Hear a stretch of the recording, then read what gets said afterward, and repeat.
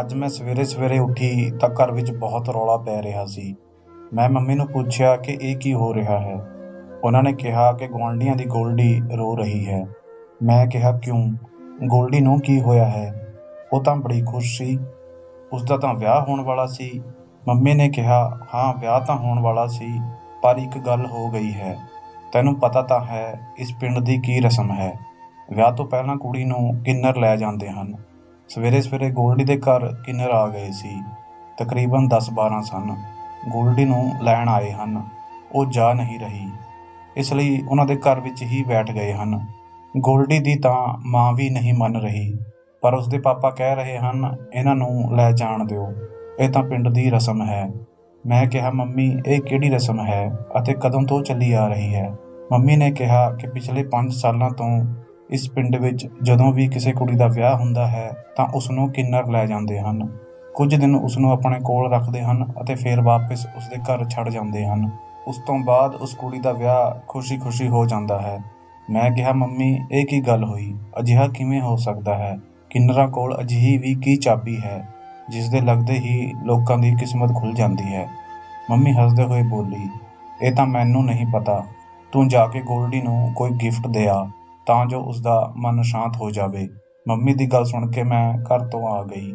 ਮੈਨੂੰ ਬਹੁਤ ਹੈਰਾਨੀ ਹੋ ਰਹੀ ਸੀ ਕਿ ਇਹ ਸਭ ਕਦੋਂ ਤੋਂ ਹੋਣ ਲੱਗ ਪਿਆ ਸਾਡੇ ਪਿੰਡ ਵਿੱਚ। ਫਿਰ ਜਦੋਂ ਮੈਂ ਗੋਲਡੀ ਦੇ ਘਰ ਪਹੁੰਚੀ ਤਾਂ ਉਹ ਬਹੁਤ ਰੋ ਰਹੀ ਸੀ। ਉਸਦੀ ਮੰਮੀ ਉਸਨੂੰ ਸਮਝਾ ਰਹੀ ਸੀ ਕਿ ਕੁਝ ਨਹੀਂ ਹੁੰਦਾ, ਕਿੰਨਰ ਵੀ ਸਾਡੇ ਵਰਗੇ ਇਨਸਾਨ ਹੀ ਹੁੰਦੇ ਹਨ, ਉਹ ਤੈਨੂੰ ਕੁਝ ਨਹੀਂ ਕਹਿਣਗੇ। ਪਰ ਗੋਲਡੀ ਚੁੱਪ ਹੀ ਨਹੀਂ ਹੋ ਰਹੀ ਸੀ। ਪਰ ਕਿੰਨਰ ਉਸਨੂੰ ਆਪਣੇ ਨਾਲ ਲੈ ਹੀ ਗਏ। ਉਹ ਵਿਚਾਰੀ ਉਹਨਾਂ ਤੋਂ ਬਹੁਤ ਡਰ ਰਹੀ ਸੀ। ਉਸਦੇ ਜਾਣ ਤੋਂ ਬਾਅਦ ਮੈਂ ਵੀ ਪਰੇਸ਼ਾਨ ਹੋ ਗਈ। ਮੇਰਾ ਮੂਡ ਖਰਾਬ ਹੋ ਗਿਆ ਸੀ। ਤਕਰੀਬਨ 2-3 ਦਿਨ ਬਾਅਦ ਗੋਲਡੀ ਵਾਪਸ ਆਈ। ਅੱਜ ਉਸਨੇ ਵਿਦਾ ਹੋਣਾ ਸੀ। ਉਹ ਕੁਝ ਪਰੇਸ਼ਾਨ ਲੱਗ ਰਹੀ ਸੀ। ਇੰਜ ਲੱਗ ਰਹੀ ਸੀ ਜਿਵੇਂ ਉਹ ਸਾਰੀ ਰਾਤ ਰੋਂਦੀ ਰਹੀ ਹੋਵੇ। ਜਦੋਂ ਕਿ ਥੋੜ੍ਹੀ ਦੇਰ ਬਾਅਦ ਮੁੰਡੇ ਵਾਲੇ ਆਏ ਤਾਂ ਉਹ ਬਹੁਤ ਖੁਸ਼ ਲੱਗ ਰਹੇ ਸਨ। ਮੁੰਡੇ ਦੀ ਮਾਂ ਗੋਲਡੀ ਦੀਆਂ ਬਲਾਵਾਂ ਲੈਂਦੀ ਥੱਕ ਨਹੀਂ ਰਹੀ ਸੀ। ਉਹ ਕਹਿ ਰਹੀ ਸੀ, ਤੂੰ ਮੇਰੀ ਪਿਆਰੀ ਬੇਟੀ ਹੈ, ਮੈਂ ਤੈਨੂੰ ਬਹੁਤ ਖੁਸ਼ ਰੱਖਾਂਗੀ। ਗੋਲਡੀ ਚੁੱਪਚਾਪ ਬੈਠੀ ਉਹਨਾਂ ਸਾਰਿਆਂ ਨੂੰ ਦੇਖ ਰਹੀ ਸੀ। ਮੈਨੂੰ ਲੱਗਿਆ ਜਿਵੇਂ ਉਹ ਇਸੇ ਵੇਲੇ ਫਟ ਪਏਗੀ, ਜਿਵੇਂ ਸਭ ਕੁਝ ਜੋ ਉਸਦੇ ਨਾਲ ਹੋਇਆ ਸੀ ਦੱਸ ਦੇਵੇਗੀ। ਪਰ ਉਸਦੀ ਖਾਮੋਸ਼ੀ ਨੇ ਸਭ ਨੂੰ ਹੈਰਾਨ ਕਰ ਦਿੱਤਾ ਸੀ। ਗੋਲਡੀ ਦੀ ਵਿਦਾਈ ਜਲਦੀ ਹੀ ਹੋ ਗਈ ਸੀ। ਉਸਦੀ ਮੰਮੀ ਬਹੁਤ ਰੋ ਰਹੀ ਸੀ, ਜਦੋਂ ਕਿ ਉਸਦੇ ਪਾਪਾ ਬਹੁਤ ਖੁਸ਼ ਸਨ। ਗੋਲਡੀ ਨੂੰ ਬਹੁਤ ਸਾਰਾ ਦਹੇਜ ਵੀ ਦਿੱਤਾ ਗਿਆ ਸੀ। ਮੈਂ ਵੀ ਉਸਦੇ ਵਿਆਹ ਵਿੱਚ ਬਹੁਤ ਦੁਖੀ ਸੀ, ਕਿਉਂਕਿ ਗੋਲਡੀ ਮੇਰੀ ਸਹੇਲੀ ਸੀ। ਬਚਪਨ ਵਿੱਚ ਅਸੀਂ ਇਕੱਠੀਆਂ ਖੇਲੀਆਂ ਸੀ। ਗੋਲਡੀ ਦੀ ਵਿਦਾਈ ਵੇਲੇ ਕਿੰਨਰ ਕਿਤੇ ਨਜ਼ਰ ਨਹੀਂ ਆਏ, ਜਦੋਂ ਕਿ ਹਰ ਵਿਆਹ ਵਿੱਚ ਢੋਲ ਵਜਾਉਣ ਉਹ ਆਇਆ ਕਰਦੇ ਸਨ। ਪਰ ਅੱਜ ਇਹ ਅਜੀਬ ਗੱਲ ਦੇਖਣ ਨੂੰ ਮਿਲੀ ਸੀ ਕਿ ਇਸ ਵਿਆਹ ਵਿੱਚ ਕਿੰਨਰਾਂ ਦਾ ਨਾਮ ਨਿਸ਼ਾਨ ਵੀ ਨਹੀਂ ਸੀ ਅਤੇ ਗੋਲਡੀ ਦੇ ਸਾਰੇ ਬਰਾਤੀਆਂ ਨੇ ਮਹਿੰਗੇ ਕੱਪੜੇ ਵੀ ਪਾਏ ਹੋਏ ਸਨ। ਸਭ ਬਹੁਤ ਖੁਸ਼ ਸਨ। ਮੈਂ ਸੋਚਿਆ ਪਤਾ ਨਹੀਂ ਅਜਿਹਾ ਵੀ ਕੀ ਹੋਇਆ ਹੈ ਗੋਲਡੀ ਨਾਲ ਜੋ ਬਾਕੀ ਸਭ ਖੁਸ਼ ਹਨ ਅਤੇ ਉਹ ਨਾਰਾਜ਼ ਹੈ। ਇਹ ਸੋਚਦੇ ਮੇਰਾ ਦਿਮਾਗ ਥੱਕ ਗਿਆ। ਇੰਨੇ ਵਿੱਚ ਉਸਦੀ ਵਿਦਾਈ ਦਾ ਟਾਈਮ ਹੋ ਗਿਆ ਅਤੇ ਉਹ ਇਸ ਘਰ ਤੋਂ ਚਲੀ ਗਈ। ਹੁਣ ਮੈਂ ਬਹੁਤ ਡਰ ਗਈ ਸੀ। ਮੇਰੇ ਪਾਪਾ ਵੀ ਇਸ ਵਿਆਹ ਵਿੱਚ ਆਏ ਸਨ। ਮੈਂ ਘਰ ਆਈ ਤਾਂ ਮੰਮੀ ਪਾਪਾ ਪਹਿਲਾਂ ਹੀ ਘਰ ਪਹੁੰਚ ਚੁੱਕੇ ਸਨ।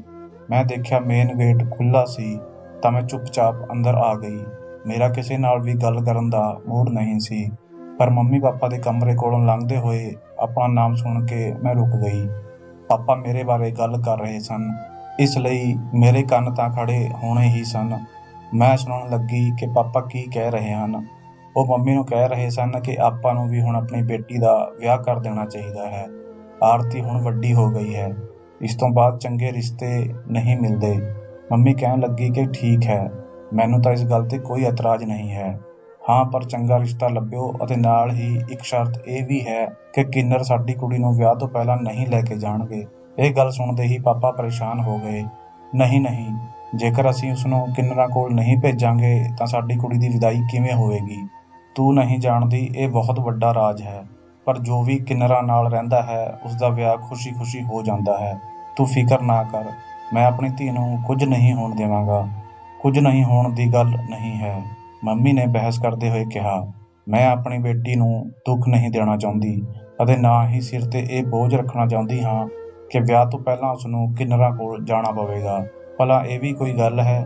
ਮੰਮੀ ਗੁੱਸਾ ਕਰਨ ਲੱਗੀ ਤਾਂ ਪਾਪਾ ਨੇ ਉਹਨਾਂ ਨੂੰ ਚੁੱਪ ਕਰਵਾ ਦਿੱਤਾ। ਚੰਗਾ, ਠੀਕ ਹੈ, ਤੂੰ ਜਿਵੇਂ ਕਹੇਂਗੀ ਮੈਂ ਉਸੇ ਤਰ੍ਹਾਂ ਕਰਾਂਗਾ। ਪਰ ਤੂੰ ਗੁੱਸਾ ਨਾ ਕਰ।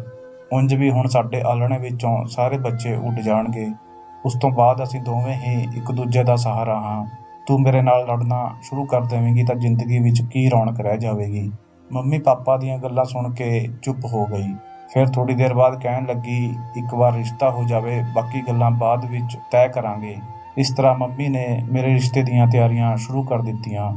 ਮੁਹੱਲੇ ਦੀ ਰਿਸ਼ਤਾ ਕਰਵਾਉਣ ਵਾਲੀ ਇੱਕ ਔਰਤ ਨੂੰ ਕਿਹਾ, ਜਿਸ ਨੂੰ ਸਾਰੇ ਪਿਆਰ ਨਾਲ ਮਾਸੀ ਜੀ ਕਹਿੰਦੇ ਸਨ, ਕਿ ਤੂੰ ਮੇਰੀ ਬੇਟੀ ਲਈ ਕੋਈ ਚੰਗਾ ਰਿਸ਼ਤਾ ਲੱਭ।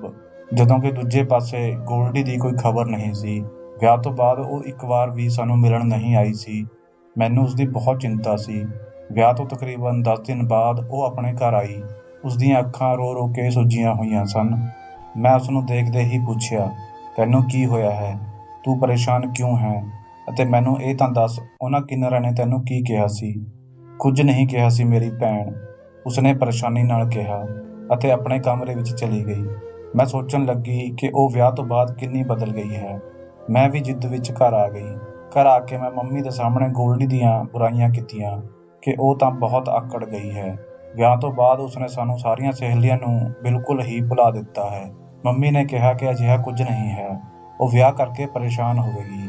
ਆਪਣੇ ਵਿਆਹ ਵਿੱਚ ਉਹ ਖੁਸ਼ ਨਹੀਂ ਸੀ। ਮੈਂ ਕਿਹਾ, ਨਹੀਂ ਮੰਮੀ, ਮੈਨੂੰ ਲੱਗਦਾ ਹੈ ਕਿ ਇਹ ਸਭ ਕਿੰਨਰਾਂ ਕਰਕੇ ਹੋਇਆ ਹੈ। ਮੰਮੀ ਨੇ ਮੈਨੂੰ ਇਸ ਗੱਲ ਦਾ ਕੋਈ ਜਵਾਬ ਨਹੀਂ ਦਿੱਤਾ। ਪਰ ਅਗਲੇ ਦਿਨ ਸਾਨੂੰ ਉਹ ਖਬਰ ਮਿਲੀ ਜਿਸ ਨੇ ਮੈਨੂੰ ਸਾਰੇ ਸਵਾਲਾਂ ਦੇ ਜਵਾਬ ਦੇ ਦਿੱਤੇ ਸਨ। ਹੋਇਆ ਇੰਜ ਕਿ ਸਵੇਰੇ ਉੱਠਦੇ ਹੀ ਸਾਰੇ ਮੁਹੱਲੇ ਵਿੱਚ ਰੌਲਾ ਪਿਆ ਹੋਇਆ ਸੀ। ਦੇਖਿਆ ਤਾਂ ਗੋਲਡੀ ਦੇ ਘਰ ਦੇ ਬਾਹਰ ਲੋਕਾਂ ਦੀ ਲਾਈਨ ਲੱਗੀ ਹੋਈ ਸੀ। ਮੈਂ ਵੀ ਉੱਥੇ ਗਈ। ਪਤਾ ਲੱਗਿਆ ਕਿ ਗੋਲਡੀ ਨੇ ਜ਼ਹਿਰ ਖਾ ਕੇ ਆਪਣੀ ਜਾਨ ਦੇ ਦਿੱਤੀ ਹੈ। ਉਹ ਹਮੇਸ਼ਾ ਲਈ ਇਸ ਦੁਨੀਆ ਤੋਂ ਜਾ ਚੁੱਕੀ ਹੈ। ਇਹ ਖਬਰ ਮੇਰੇ ਲਈ ਬਹੁਤ ਦਰਦਨਾਕ ਸੀ। ਸੋਚਿਆ ਵੀ ਨਹੀਂ ਸੀ ਕਿ ਉਹ ਇੰਨਾ ਵੱਡਾ ਕਦਮ ਚੁੱਕੇਗੀ। ਗੋਲਡੀ ਹੁਣ ਸਾਡੇ ਤੋਂ ਬਹੁਤ ਦੂਰ ਜਾ ਚੁੱਕੀ ਸੀ। ਮੈਨੂੰ ਲੱਗਿਆ ਸੀ ਕਿ ਇਹ ਸਭ ਉਹਨਾਂ ਕਿੰਨਰਾਂ ਕਰਕੇ ਹੋਇਆ ਹੈ ਜੋ ਗੋਲਡੀ ਨੂੰ ਵਿਆਹ ਤੋਂ ਪਹਿਲਾਂ ਆਪਣੇ ਨਾਲ ਲੈ ਕੇ ਗਏ ਸੀ। ਮੈਂ ਉਸਦੇ ਘਰ ਵਾਲਿਆਂ ਨੂੰ ਕੋਸਣ ਲੱਗੀ ਕਿ ਜੇਕਰ ਉਹ ਅਜਿਹਾ ਨਹੀਂ ਕਰਦੇ ਤਾਂ ਗੋਲਡੀ ਸਾਡੇ ਵਿੱਚ ਹੁੰਦੀ। ਪਰ ਪਤਾ ਨਹੀਂ ਕਿਉਂ ਉਹਨਾਂ ਨੇ ਪਿੰਡ ਦੀ ਇਸ ਬੇਕਾਰ ਜਿਹੀ ਰਸਮ ਪਿੱਛੇ ਇੱਕ ਕੁੜੀ ਦੀ ਜਾਨ ਲੈ ਲਈ। ਇਸ ਵਿੱਚ ਅਜਿਹਾ ਵੀ ਕੀ ਹੈ? ਮੈਂ ਜਦੋਂ ਘਰ ਆਈ ਤਾਂ ਬਹੁਤ ਪਰੇਸ਼ਾਨ ਸੀ। ਮੈਨੂੰ ਦੇਖ ਕੇ ਮੰਮੀ ਬੋਲੀ, ਕੀ ਹੋਇਆ? ਕੀ ਤੂੰ ਗੋਲਡੀ ਦੀ ਲਾਸ਼ ਦੇਖ ਕੇ ਪਰੇਸ਼ਾਨ ਹੈ? ਹਾਂ ਮੰਮੀ, ਉਹਨਾਂ ਕਿੰਨਰਾਂ ਨੇ ਹੀ ਕੁਝ ਕੀਤਾ ਹੋਵੇਗਾ। ਤਾਂ ਹੀ ਤਾਂ ਉਸ ਵਿਚਾਰੀ ਨੇ ਪਰੇਸ਼ਾਨੀ ਵਿੱਚ ਆ ਕੇ ਆਤਮ ਹੱਤਿਆ ਕਰ ਲਈ ਹੈ। ਨਹੀਂ ਧੀਏ, ਕਿੰਨਰ ਵੀ ਸਾਡੇ ਵਾਂਗੂ ਰੱਬ ਦੇ ਬਣਾਏ ਹੋਏ ਇਨਸਾਨ ਹੀ ਹੁੰਦੇ ਹਨ। ਉਹਨਾਂ ਦੀਆਂ ਦੁਆਵਾਂ ਵੀ ਜਲਦੀ ਲੱਗਦੀਆਂ ਹਨ ਅਤੇ ਬਦਦੁਆਵਾਂ ਵੀ। ਮੰਮੀ ਦੀ ਗੱਲ ਸੁਣ ਕੇ ਮੈਨੂੰ ਗੁੱਸਾ ਆ ਗਿਆ। ਰੱਬ ਦੇ ਵਾਸਤੇ ਮੰਮੀ, ਹੁਣ ਤਾਂ ਇਹ ਗੱਲਾਂ ਕਰਨੀਆਂ ਬੰਦ ਕਰ ਦਿਓ। ਅਜਿਹਾ ਕੁਝ ਨਹੀਂ ਹੁੰਦਾ। ਰੱਬ ਕੋਲ ਉਸਦੀ ਦੁਆ ਸਵੀਕਾਰ ਹੁੰਦੀ ਹੈ ਜੋ ਪੂਜਾ ਪਾਠ ਕਰਦਾ ਹੈ, ਜੋ ਦੂਜਿਆਂ ਦੀ ਮਦਦ ਕਰਦਾ ਹੈ। ਤੁਸੀਂ ਪਤਾ ਨਹੀਂ ਕਿਸ ਜ਼ਮਾਨੇ ਵਿੱਚ ਰਹਿੰਦੇ ਹੋ। ਮੇਰੀ ਗੱਲ ਸੁਣ ਕੇ ਮੰਮੀ ਵੀ ਚੁੱਪ ਹੋ ਗਈ, ਪਰ ਮੈਨੂੰ ਪਤਾ ਸੀ ਕਿ ਉਹਨਾਂ ਦੇ ਦਿਲ ਵਿੱਚ ਕੀ ਹੈ। ਫਿਰ ਮੰਮੀ ਹੌਲੀ ਜਿਹੇ ਬੋਲੀ, ਬੇਟੀ, ਕਹਿ ਤਾਂ ਤੂੰ ਠੀਕ ਹੀ ਰਹੀ ਹੈ, ਪਰ ਕਿੰਨਰ ਇਸ ਪਿੰਡ ਦੀ ਰਸਮ ਹੈ। ਹਾਂ ਮੰਮੀ, ਰਸਮ ਤਾਂ ਹੈ, ਮੈਂ ਕਿਹਾ। ਅਤੇ ਫਿਰ ਮੰਮੀ ਨੇ ਅਗਲੇ ਹੀ ਦਿਨ ਮੇਰਾ ਰਿਸ਼ਤਾ ਪੱਕਾ ਕਰ ਦਿੱਤਾ। ਹੁਣ ਮੰਮੀ ਨੇ ਇੱਕ ਹੋਰ ਸ਼ਰਤ ਵੀ ਰੱਖੀ ਸੀ ਕਿ ਉਹ ਵਿਆਹ ਵਾਲੇ ਦਿਨ ਕਿੰਨਰਾਂ ਨੂੰ ਨਹੀਂ ਬੁਲਾਏਗੀ ਅਤੇ ਨਾ ਹੀ ਮੈਨੂੰ ਉਹਨਾਂ ਦੇ ਹਵਾਲੇ ਕਰੇਗੀ। ਇਹ ਗੱਲ ਉਹਨਾਂ ਨੇ ਰਿਸ਼ਤਾ ਕਰਵਾਉਣ ਵਾਲੀ ਮਾਸੀ ਨੂੰ ਵੀ ਦੱਸ ਦਿੱਤੀ ਸੀ। ਰਿਸ਼ਤੇ ਵਾਲੀ ਮਾਸੀ ਅਜਿਹੇ ਲੋਕਾਂ ਕੋਲ ਹੀ ਜਾਂਦੀ ਜੋ ਇਸ ਪਿੰਡ ਤੋਂ ਬਾਹਰ ਦੇ ਹੁੰਦੇ ਸਨ, ਜਿਨ੍ਹਾਂ ਨੂੰ ਇਸ ਕਿੰਨਰਾਂ ਵਾਲੀ ਰਸਮ ਦਾ ਪਤਾ ਨਹੀਂ ਸੀ। ਮੇਰੇ ਲਈ ਇੱਕ ਡਾਕਟਰ ਦਾ ਰਿਸ਼ਤਾ ਆ ਗਿਆ। ਡਾਕਟਰ ਸਾਹਿਬ ਦਾ ਰਿਸ਼ਤਾ ਆਉਣਾ ਮੇਰੇ ਲਈ ਬੜੀ ਖੁਸ਼ਕਿਸਮਤੀ ਦੀ ਗੱਲ ਸੀ। ਪਰ ਮੈਂ ਨਹੀਂ ਸਮਝੀ ਸੀ ਕਿ ਉਹਨਾਂ ਨੂੰ ਸਭ ਕੁੜੀਆਂ ਛੱਡ ਕੇ ਮੈਂ ਹੀ ਕਿਉਂ ਮਿਲੀ। ਮੈਂ ਤਾਂ 10ਵੀਂ ਪਾਸ ਸੀ, ਪਰ ਸ਼ਕਲ ਸੂਰਤ ਤੋਂ ਬਹੁਤ ਸੋਹਣੀ ਸੀ। ਹੋ ਸਕਦਾ ਹੈ ਰਿਸ਼ਤੇ ਵਾਲੀ ਮਾਸੀ ਨੇ ਹੀ ਕੋਈ ਚੱਕਰ ਚਲਾਇਆ ਹੋਵੇ। ਇਹ ਸੋਚ ਕੇ ਮੈਂ ਖੁਸ਼ ਹੋ ਗਈ। ਡਾਕਟਰ ਤਾਂ ਬਹੁਤ ਵੱਡਾ ਹੁੰਦਾ ਹੈ, ਉਸਦਾ ਅਹੁਦਾ ਸਭ ਤੋਂ ਚੰਗਾ ਅਤੇ ਇੱਜ਼ਤਦਾਰ ਹੁੰਦਾ ਹੈ। ਮੈਂ ਆਪਣੇ ਵਿਆਹ ਲਈ ਬਹੁਤ ਖੁਸ਼ ਸੀ, ਪਰ ਮੰਮੀ ਨੇ ਮੈਨੂੰ ਕਹਿ ਦਿੱਤਾ ਸੀ ਕਿ ਉਹ ਮੈਨੂੰ ਕਿੰਨਰਾਂ ਦੇ ਹਵਾਲੇ ਨਹੀਂ ਕਰੇਗੀ। ਪਾਪਾ ਨੂੰ ਵੀ ਹੁਣ ਇਸ ਗੱਲ 'ਤੇ ਕੋਈ ਇਤਰਾਜ਼ ਨਹੀਂ ਸੀ। ਮੈਨੂੰ ਲੱਗਿਆ ਕਿ ਸ਼ਾਇਦ ਪਾਪਾ ਜਿੱਦ ਕਰਨਗੇ, ਕਹਿਣਗੇ ਕਿ ਤੂੰ ਆਪਣੀ ਬੇਟੀ ਲਈ ਪਿੰਡ ਦੀ ਇੰਨੀ ਪੁਰਾਣੀ ਰਸਮ ਨੂੰ ਤੋੜ ਰਹੀ ਹੈ। ਪਰ ਹੁਣ ਸਮਝ ਆਈ ਸੀ ਕਿ ਪਾਪਾ ਵੀ ਡਾਕਟਰ ਸਾਹਿਬ ਨੂੰ ਦੇਖ ਕੇ ਚੁੱਪ ਹੋ ਗਏ ਸਨ। ਪਾਪਾ ਨੇ ਕਹਿ ਦਿੱਤਾ ਕਿ ਜਿਵੇਂ ਡਾਕਟਰ ਚਾਹੇਗਾ ਉਸੇ ਤਰ੍ਹਾਂ ਹੀ ਹੋਵੇਗਾ। ਪਰ ਵਿਆਹ ਤੋਂ 2 ਦਿਨ ਪਹਿਲਾਂ ਪਾਪਾ ਦਾ ਮੂਡ ਬਿਲਕੁਲ ਬਦਲ ਗਿਆ ਸੀ। ਪਾਪਾ ਕਹਿਣ ਲੱਗੇ ਕਿ ਕਿੰਨਰਾਂ ਤੋਂ ਬਿਨਾਂ ਇਹ ਰਸਮ ਕਰਨਾ ਮੁਮਕਿਨ ਨਹੀਂ ਹੋਵੇਗਾ। ਪਿੰਡ ਦੇ ਲੋਕ ਮੈਨੂੰ ਗਾਲਾਂ ਸੁਣਾਉਣਗੇ। ਮੰਮੀ ਨੇ ਕਿਹਾ ਕਿ ਜੇਕਰ ਤੁਸੀਂ ਅਜਿਹੀ ਗੱਲ ਕੀਤੀ ਤਾਂ ਮੈਂ ਬੇਟੀ ਨੂੰ ਵਿਦਾ ਕਰਨ ਦੀ ਥਾਂ ਘਰ ਤੋਂ ਭਜਾ ਦੇਵਾਂਗੀ। ਪਰ ਉਸਦਾ ਵਿਆਹ ਇਸ ਤਰ੍ਹਾਂ ਨਹੀਂ ਕਰਾਂਗੀ ਜਿਸ ਵਿੱਚ ਕਿੰਨਰ ਸ਼ਾਮਿਲ ਹੋਣ। ਪਾਪਾ ਕਹਿਣ ਲੱਗੇ ਕਿ ਚੰਗਾ ਬੋਲ, ਅਜਿਹੀਆਂ ਗੱਲਾਂ ਨਾ ਕਰ, ਉਹ ਵੀ ਰੱਬ ਦੇ ਬਣਾਏ ਹੋਏ ਬੰਦੇ ਹਨ। ਮੰਮੀ ਨੇ ਪਾਪਾ ਨੂੰ ਸਾਫ਼-ਸਾਫ਼ ਮਨਾ ਕਰ ਦਿੱਤਾ ਕਿ ਮੈਂ ਅਜਿਹਾ ਕੁਝ ਨਹੀਂ ਕਰਾਂਗੀ ਜੋ ਤੁਸੀਂ ਸੋਚ ਰਹੇ ਹੋ। ਇਸ ਲਈ ਮੰਮੀ ਨੇ ਮੈਨੂੰ ਕਹਿ ਦਿੱਤਾ ਸੀ ਕਿ ਮੈਂ ਤੈਨੂੰ ਕਿੰਨਰਾਂ ਕੋਲ ਲੈ ਕੇ ਜਾਣ ਦੀ ਬਜਾਏ ਭਜਾ ਕੇ ਉਸ ਡਾਕਟਰ ਕੋਲ ਪਹੁੰਚਾ ਦੇਵਾਂਗੀ। ਵਿਆਹ ਤੋਂ ਬਾਅਦ ਮੈਂ ਜ਼ਿਆਦਾ ਦੇਰ ਨਹੀਂ ਕਰਾਂਗੀ। ਪਰ ਪਾਪਾ ਦੀ ਵੀ ਪੂਰੀ ਨਜ਼ਰ ਮੇਰੇ 'ਤੇ ਸੀ। ਵਿਆਹ ਵਾਲਾ ਦਿਨ ਵੀ ਆ ਗਿਆ, ਮਤਲਬ ਮੇਰਾ ਵਿਆਹ ਹੋ ਗਿਆ ਸੀ। 2 ਦਿਨ ਬਾਅਦ ਵਿਦਾਈ ਹੋਣੀ ਸੀ। ਮੈਨੂੰ ਬਹੁਤ ਡਰ ਲੱਗ ਰਿਹਾ ਸੀ। ਰਾਤ ਦਾ ਸਮਾਂ ਸੀ। ਮੈਨੂੰ ਅਜੀਬ ਜਿਹਾ ਮਹਿਸੂਸ ਹੋਣ ਲੱਗਿਆ। ਮੈਂ ਸੋਚਿਆ ਜ਼ਿੰਦਗੀ ਤਾਂ ਇੱਕ ਵਾਰ ਹੀ ਮਿਲਦੀ ਹੈ। ਹੋ ਸਕਦਾ ਹੈ ਕਿ ਮੇਰੇ ਬਾਅਦ ਬਹੁਤ ਸਾਰੀਆਂ ਹੋਰ ਵੀ ਕੁੜੀਆਂ ਅਜਿਹੀਆਂ ਹੋਣ ਜਿਨ੍ਹਾਂ ਉੱਪਰ ਕਿੰਨਰਾਂ ਦੀ ਅਜ਼ਮਾਇਸ਼ ਆਵੇ। ਕਿਉਂ ਨਾ ਮੈਂ ਆਪਣੀ ਬਲੀ ਦੇ ਦੇਵਾਂ। ਕਿਉਂ ਨਾ ਮੈਂ ਅੱਜ ਦੀ ਰਾਤ ਦੇਖ ਹੀ ਲਵਾਂ ਕਿ ਆਖਰ ਕਿੰਨਰ ਦੁਲਹਨ ਨੂੰ ਆਪਣੇ ਨਾਲ ਲਿਜਾ ਕੇ ਕੀ ਕਰਦੇ ਹਨ, ਜਿਸ ਨਾਲ ਕੁੜੀਆਂ ਇੰਨੀਆਂ ਡਰ ਜਾਂਦੀਆਂ ਹਨ ਕਿ ਉਹ ਆਤਮ ਹੱਤਿਆ ਕਰ ਲੈਂਦੀਆਂ ਹਨ। ਮੈਂ ਆਪਣੇ ਦਿਲ ਵਿੱਚ ਪੱਕਾ ਇਰਾਦਾ ਕਰ ਲਿਆ ਸੀ। ਥੋੜ੍ਹੀ ਦੇਰ ਬਾਅਦ ਪਾਪਾ ਮੈਨੂੰ ਮਿਲਣ ਆਏ। ਮੈਂ ਜਾਣਦੀ ਸੀ ਕਿ ਉਹਨਾਂ ਦਾ ਇਰਾਦਾ ਕੀ ਹੈ। ਉਹ ਮੈਨੂੰ ਕਿੰਨਰਾਂ ਨਾਲ ਭੇਜਣਾ ਚਾਹੁੰਦੇ ਸਨ। ਪਾਪਾ ਕਮਰੇ ਵਿੱਚ ਆਏ। ਮੈਂ ਕੋਈ ਇਤਰਾਜ਼ ਨਹੀਂ ਕੀਤਾ।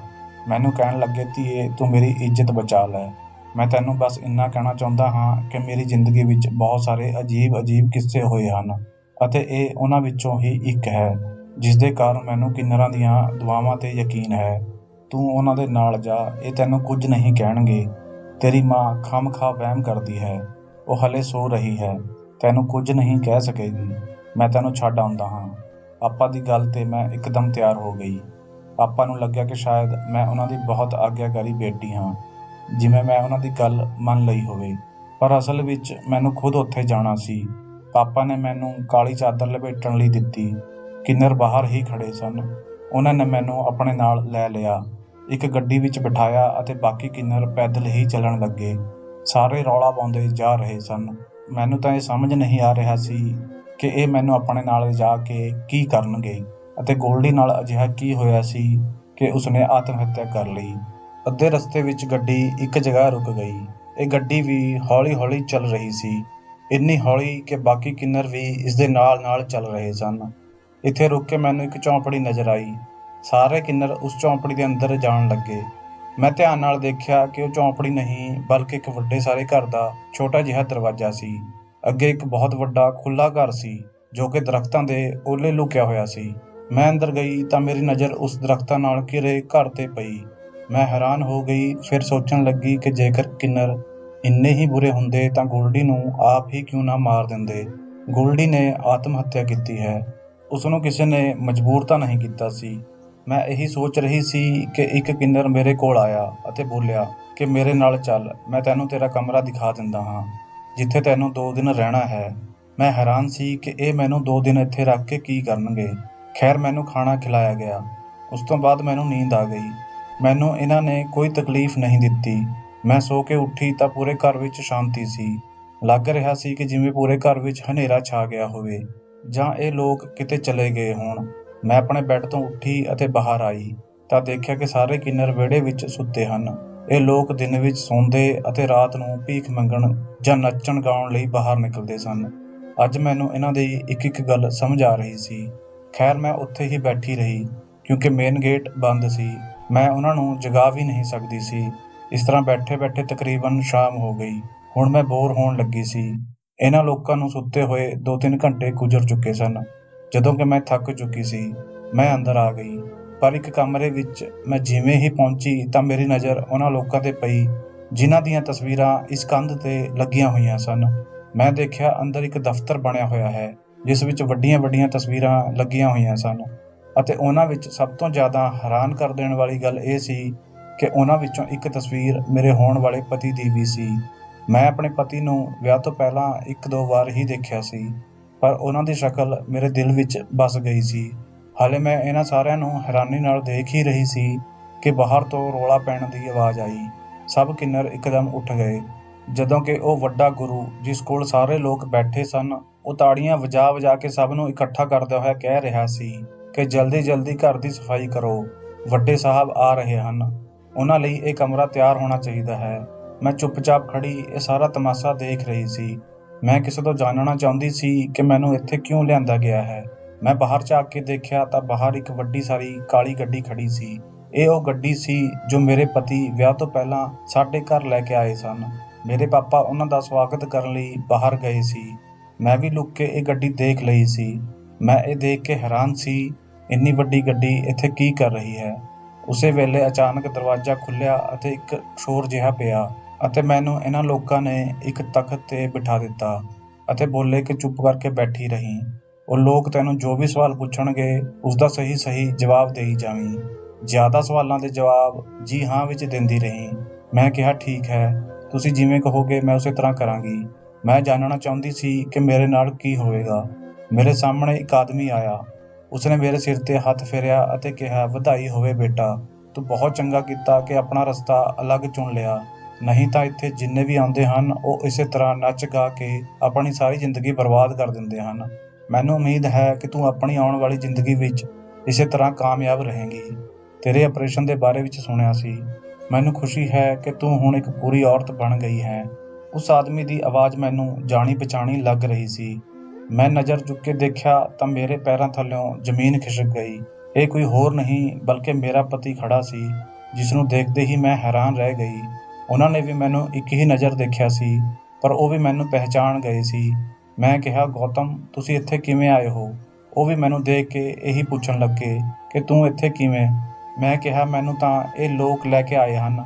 ਉਹ ਹੈਰਾਨੀ ਨਾਲ ਪੁੱਛਣ ਲੱਗੇ ਕਿ ਕਿਉਂ ਲਿਆਏ ਹਨ। ਸਾਰੇ ਕਿੰਨਰ ਪਰੇਸ਼ਾਨ ਹੋ ਗਏ। ਉਹਨਾਂ ਦੇ ਚਿਹਰੇ ਤੋਂ ਪਰੇਸ਼ਾਨੀ ਝਲਕ ਰਹੀ ਸੀ। ਉਹ ਸਾਨੂੰ ਅਲੱਗ ਕਰਨ ਦੀ ਕੋਸ਼ਿਸ਼ ਕਰਨ ਲੱਗੇ, ਪਰ ਅਸੀਂ ਅਲੱਗ ਕਿਵੇਂ ਹੁੰਦੇ? ਅਸੀਂ ਤਾਂ ਇੱਕ ਦੂਜੇ ਨੂੰ ਪਹਿਲਾਂ ਹੀ ਜਾਣਦੇ ਸੀ। ਮੈਂ ਕਿਹਾ ਕਿ ਮੈਂ ਇਹਨਾਂ ਨੂੰ ਜਾਣਦੀ ਹਾਂ। ਮੇਰਾ ਵਿਆਹ ਇਹਨਾਂ ਨਾਲ ਹੀ ਹੋਇਆ ਹੈ।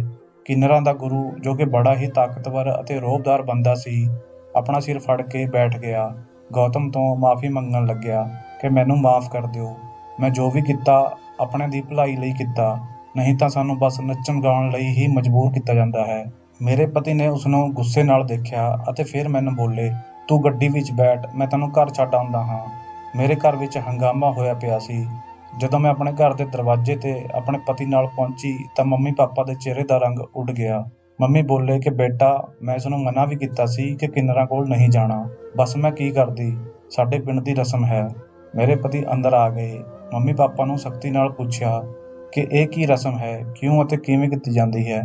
ਪਾਪਾ ਨੇ ਇਹੀ ਕਿਹਾ ਕਿ ਕਿੰਨਰ ਪਿੰਡ ਦੇ ਲੋਕਾਂ ਨੂੰ ਸ਼ਰਾਪ ਦਿੰਦੇ ਹਨ ਜੇਕਰ ਵਿਆਹ ਤੋਂ ਪਹਿਲਾਂ ਕੁੜੀ ਨੂੰ ਉਹਨਾਂ ਕੋਲ ਨਾ ਛੱਡਿਆ ਜਾਵੇ।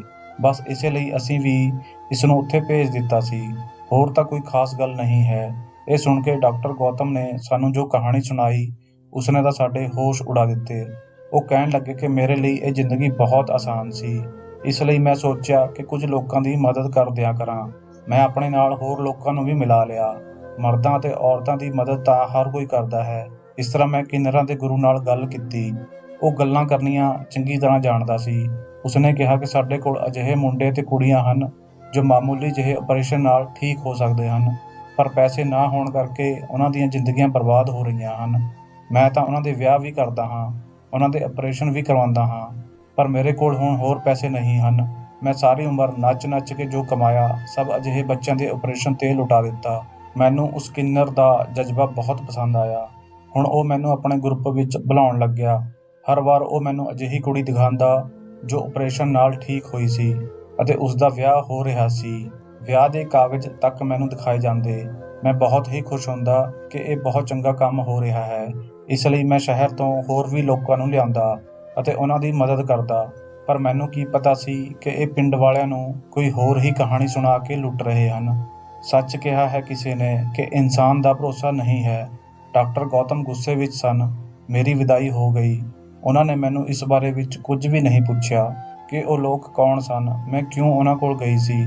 ਪਰ ਉਸ ਤੋਂ ਬਾਅਦ ਪਿੰਡ ਵਾਲਿਆਂ ਨੇ ਇਹ ਰਸਮ ਖਤਮ ਕਰਵਾ ਦਿੱਤੀ, ਕਿਉਂਕਿ ਡਾਕਟਰ ਗੌਤਮ ਨੇ ਸਭ ਦੇ ਸਾਹਮਣੇ ਉਹਨਾਂ ਦੀ ਹਕੀਕਤ ਖੋਲ੍ਹ ਦਿੱਤੀ।